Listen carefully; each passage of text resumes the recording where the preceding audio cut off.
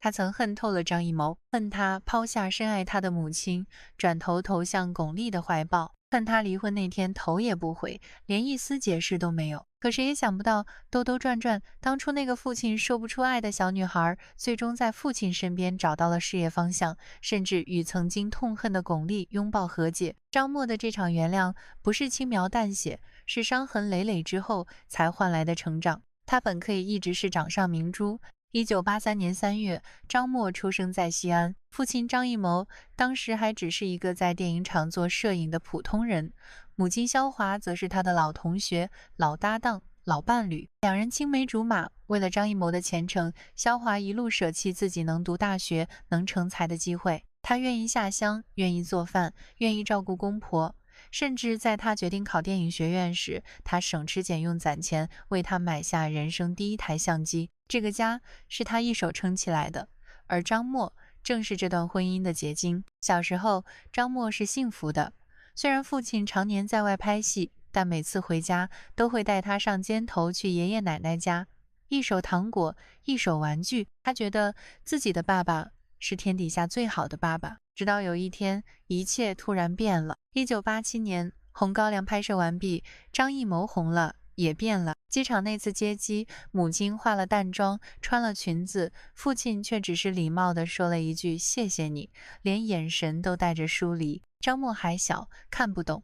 可不久之后，父亲彻底离开了家，他没留下解释，只留下一句话：不离婚，我就浪迹天涯。母亲崩溃了，张默也懵了。他哭着问妈妈：爸爸是不是不要我了？从此以后，她不再是那个坐在爸爸肩头的小女孩了。情感的伤口一直在流血。父亲走后，母亲肖华变得沉默，常常在夜里无声落泪。而张默从不敢多问，他知道妈妈已经很辛苦，他不能再添乱。可他挡不住外界的风言风语。父亲张艺谋和巩俐的恋情几乎成了街头巷尾的谈资。有人说他是被父亲抛弃的孩子，同学嘲笑他，说他妈妈哪比得上巩俐。他憋着忍着，只有在深夜把头埋在枕头里偷偷哭泣。他不是不恨，他恨巩俐，也恨父亲。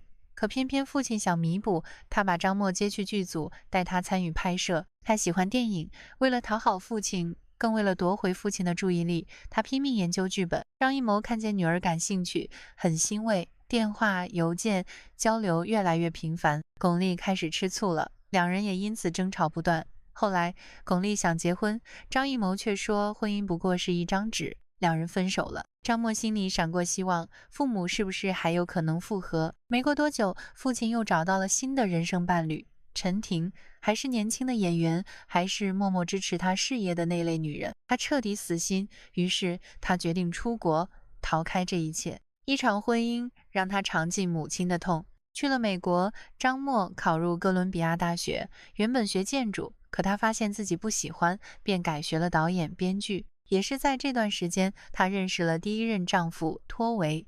起初，托维温柔体贴，张默坠入了爱情，可父母都反对，尤其是父亲态度坚决。但张默一意孤行，甚至和父亲大吵，最后还是嫁了。婚后没多久，她发现托维酗酒、暴力，还有家暴倾向。她忍着，赌气不告诉家里，直到有一次，托维当着她的面勾搭女模特，还回家动手。张默撑不住了，终于拨通了父亲的电话。爸爸，他打我。电话那头的张艺谋气得爆粗口，这个洋鬼子。第二天，他立刻赶到美国，看到女儿额头的伤，他眼睛都红了。回国吧，爸养你。